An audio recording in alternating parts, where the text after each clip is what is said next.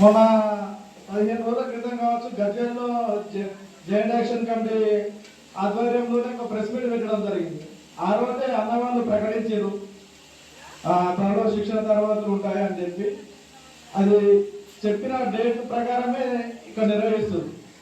సరే, అంతా బాగానే ఉన్నప్పటికీ అసలు ఈ శిక్షణ తరగతులు ఎందుకు పెట్టుకున్నామో, మహిళలుగా మీరేం నేర్చుకోవాలి, మీరు ఎంతవరకు చైతన్యం కావాలనేది ఇక్కడ నుంచి నేర్చుకొని పోవాలి. మహిళలు ఈ దేశంలో చాలా అణిచివేతకు, బానిసత్వానికి, వివక్షతకు గురవుతారనే వాస్తవం మీరు అందరికీ తెలిసిన విషయం. ఎక్కడి నుంచి స్టార్ట్ అయింది ఆ వివక్ష? ఇప్పుడే కాదు, వేదాల కాలం నుంచి, పురాణాల కాలం నుంచి కూడా ఈ మన భారతదేశంలో మహిళల మీద అణిచివేత, బానిసత్వం, వివక్షత కొనసాగుతూనే అవి నేటికి కూడా కొనసాగుతున్నాయి. అప్పుడే వేదాలలోనే ఉన్నది. మనధర్మ శాస్త్రం ఏం చెప్తుంది? మనిషి పుట్టుక నువ్వు ఎట్లా వర్ణించుడు? మనిషి పుట్టుక నువ్వు బ్రహ్మతలం నుంచి బ్రాహ్మణులు పుట్టిరు, భుజంలో నుంచి క్షత్రియులు పుట్టిరు, తొడభాగం నుంచి వైశ్యులు పుట్టిరు, అధికారుల నుంచి శూద్రులు పుట్టిరు. అంటే ఇక్కడ మహిళలను అవమానపరిచినట్టే. ఈ సృష్టిలో ఏ జీవి అయినా ఎట్లా పుడతారు? తల్లి గర్భం నుంచి పుడతారు. అది కూడా ఆడ మగ కలయిక ద్వారానే పుడతారు. ఏదో గాలిలో ఏదో పండ్లు తింటేనో చెప్తారు కదా పురాణాలలో, ఎర్ర కనిపించే పండ్లు తింటే పిల్లలు పుడతారని అవన్నీ మస్తు చెప్తారు. అట్లా మనధర్మ శాస్త్రంలోనే మహిళలను అణిచివేసారు. మగవాళ్ళకి ఎక్కడన్నా పిల్లలు పుట్టడం చూసిరా? బ్రహ్మకు పుడతారట. అలా ఆడవాళ్ళకి ప్రస్థానం లేదు మనధర్మ శాస్త్రంలో. మనధర్మ శాస్త్రం ప్రకారం ఆడవాళ్ళు ఎక్కడ ఉండాలి? వంటింటికే పరిమితం కావాలి. భర్తకు పిల్లలకి వెట్టి చాకిరి వేసుకుంటూ వాళ్ళు అక్కడి వరకే ఉండాలి, ఇంటి దాటి బయటకు రావద్దు. అప్పుడున్న కాలంలోనే సతీ సహగమనం, అంటే భర్త చనిపోతే భార్యలు కూడా అదే చిట్టి మంటలో వేసి కాలబెట్టాలి. ఇట్లాంటి వితంతు వివాహాలు లేవు, బాల్య వివాహాలు, అవన్నీ కూడా అప్పటి కాలం నుంచే కొనసాగుతున్నాయి. అవన్నిటిని ఎదిరించి పోరాడే వాళ్ళంతా అక్కడున్న మహనీయులు.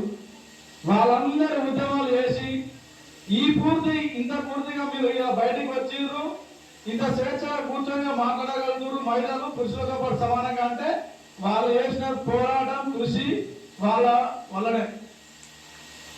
ముందుగా అట్లా కొంతమంది గురించి నేను చెప్తా. జ్యోతిరావు పూలే, సావిత్రిబాయి పూలే దంపతులు ఉంటారు.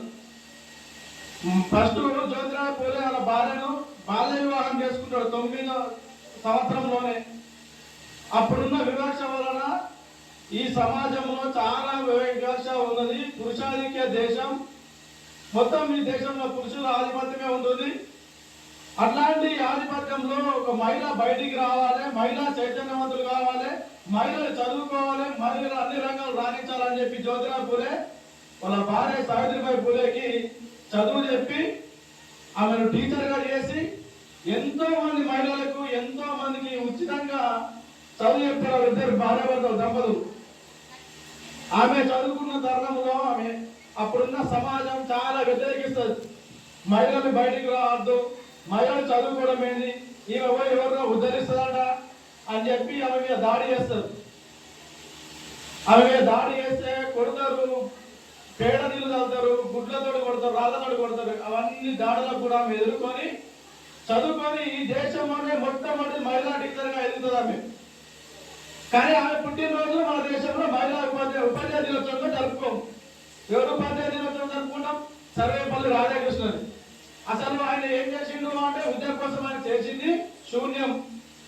ఆయన సొంత భార్య కూడా చదువుకోరు, ఆయన బిడ్డకు బాల్య వివాహం చేస్తాడు. ఆయన పెద్ద స్త్రీ లోలకుడు. కానీ ఆయన పుట్టినరోజు మనం జాతీయ ఉపాధ్యాయ దినోత్సవం జరుపుకుంటాం. ఇటీవల కాంగ్రెస్ ప్రభుత్వం వల్ల ఒక నిర్ణయం తీసుకుంది, సావిత్రిబాయి పూలే మహిళా ఉపాధ్యాయ దినోత్సవంగా తీసుకుంది. అదంతా మనం కొంత గర్వకారణంగా చెప్పుకోవాలి. ఇట్లా వివక్షాలను ఇట్లా కొనసాగుతుంటే వీటిని అన్నింటినీ ఎదుర్కొంటూ బయటకు వచ్చి సావిత్రిబాయి పూలే 1848 ప్రాంతంలోనే 52 స్కూల్స్ పెట్టి మహిళలకు, అనాథలకు అప్పుడున్న వాళ్ళందరూ కూడా 52 స్కూల్స్ పెట్టి విద్యార్థం చేసి మహిళలను చైతన్యం చేస్తుంది. అట్లానే నెక్స్ట్ వస్తే రమాబాయి అంబేద్కర్ గారి సతీమణి. ఆమె త్యాగం అంటే చాలా. ఈరోజు మనం చెప్పుకుంటున్నాం పురుషులు అన్నింటిలో ఉన్నారు, అన్నింటిలో ఏంటంటే ఆ మహిళల సపోర్ట్ తోటే, అది వాస్తవమే.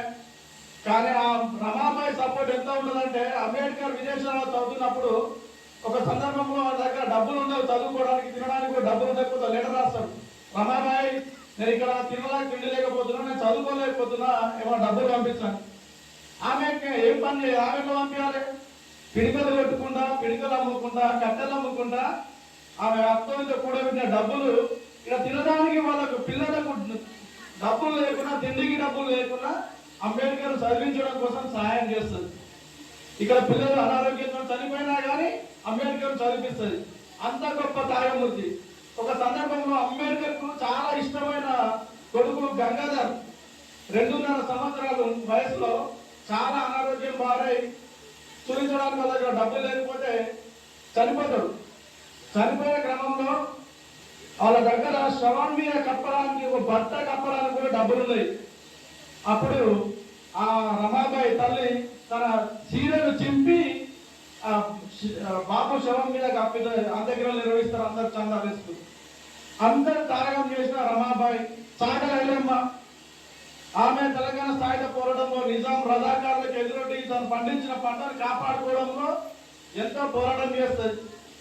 ఇట్లా చూసుకుంటే ఈశ్వరబాయి అంటే ఇంకా చాలా మంది పెద్దవాళ్ళు అందరూ చూసి ఉంటారు లైవ్ లా. ఆమె చాలా అసెంబ్లీలో మగవాళ్ళకు ప్రభుత్వంలో అసెంబ్లీలో చెప్పు ఇస్తుంది ప్రభుత్వానికి వ్యతిరేకంగా అంతా పోరాటం చేస్తుంది. వీళ్ళందరూ ఎట్లా మరి చదువుకోవాలి, అన్నిటికీ పరిష్కారం చదువు ఒకటే. మహిళలకు మొదటి నుంచి చదువు లేకపోవడం వలనే ఇంత వెనుకబాటు గురయ్యారు. చదువుకొని జ్ఞానం సంపాదించుకుంటే పురుషులతో పాటు అన్ని రంగాలలో కూడా పోటీ పడి ఉండరు. ఇప్పుడు అన్ని రంగాలలో ఇప్పుడున్న సమాజం చెప్పారు, ఆడపిల్లలు పెంచే విధానం, ఆడపిల్లల్ని ఫంక్షన్ చేసే విధానం అన్నీ మనగానే బయట చెప్పుకొని మనగానే ప్రచారం చేసుకుంటున్నాం. ముఖ్యంగా ఆడపిల్లలు పెంచేటప్పుడు ఇంట్లో అబ్బాయి అమ్మాయి ఇద్దరు ఉంటే అబ్బాయిని ఒక తీరుగా అమ్మాయిని ఒక తీరుగా పెంచుతారు. అమ్మాయి అయితే చాలా జాగ్రత్తగా బయటికి వెళ్లకుండా బట్టలు కొనేయడంలో, పుస్తకాలు కొనేయడం అన్ని కూడా జాగ్రత్త వహిస్తారు. అబ్బాయి అయితే కొంచెం ఆనందంలో నడిచి వెళ్ళే క్రమం అంత ఏర్పరిచినట్టు వాళ్ళు వదిలేస్తారు స్వేచ్ఛగా. అబ్బాయికి ఉన్నంత స్వేచ్ఛ అమ్మాయికి ఉండదు. వ్యత్యాసంగా అబ్బాయిని అయితే ప్రైవేట్ కార్పొరేట్ స్కూళ్ళలో, అమ్మాయిలను ప్రభుత్వ స్కూల్స్లో ఇట్లా చదివించే తల్లిదండ్రులు కూడా ఉన్నారు ఇప్పటికి. అంటే వాళ్ళని పెంచేటప్పుడే కూడా ఇద్దరిని సమానంగా, ఎవరు తక్కువ ఒకరు ఎక్కువ కాకుండా ఇద్దరిని సమానంగా చూస్తూ సమాన విలువలు, నైతిక విలువలు నేర్పియాలి పిల్లలకి. అసలు ఏది మంచి, ఏది చెడు, ఏవి మాట్లాడాలి, ఏవి మాట్లాడకూడదు, ఆడపిల్లలతో ఎట్లా మాట్లాడాలి, అక్కలు చెల్లెలు ఎట్లా గౌరవించాలి అనేది మన ఇంటి నుంచి నేర్పియాలి. ఇంట్లో అట్లా నేర్పిస్తే రేపు సమాజంలో పోయిన తర్వాత కూడా పిల్లలు ఆడపిల్లల పట్ల అట్లా వ్యవహరించకుండా ఉంటుంది. ఇలా బయటికి వెళ్తే మన అక్క చెల్లె మన ఇంటి మనుషులు తప్ప మిగతా ఆడవాళ్ళని ఎట్లా చూస్తున్నారు సమాజంలో అనేది అందరం చూస్తున్నాం. నిన్ననే జరిగిన సంఘటన సూర్యాపేట జిల్లాలో ఒక టీచర్, ప్రభుత్వ టీచర్, ఆయనకు పెళ్ళి అవుతుంది, పిల్లల భార్య చనిపోతుంది. భార్య చనిపోయిన తర్వాత మళ్ళీ ఇంకొక ఆడ మహిళతోటి సహజీవనం చేస్తాడు. వాళ్ళ ఆ సంబంధంలో ఉండగానే